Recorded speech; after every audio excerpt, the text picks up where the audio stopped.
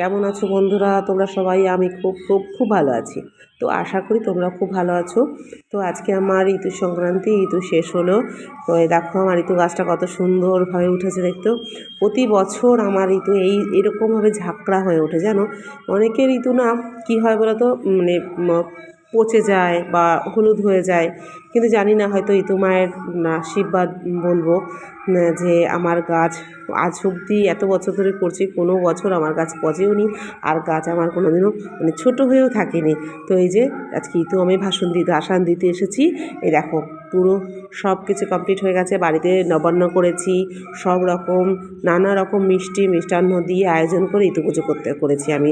তো এত সব রবিবার পুজো মানে শেষ হয়ে আজকে দিনটা শেষ। তো আজকে আমি ঋতু বরণ করে ঋতু ভাসান দিয়ে বাড়ি যাব।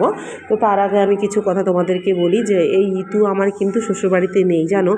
তো এই ঋতু আমি মানে বলে স্বপ্নে আমি পেয়েছি জানো, যে স্বপ্নে পেয়েছি আমার এই ঋতু, মানে আমি স্বপ্নে দেখেছি আমার বড় সন্তান, হ্যাঁ, তার চুলটা এরকম ঝাঁকড়া ছোটোবেলায় ছিল।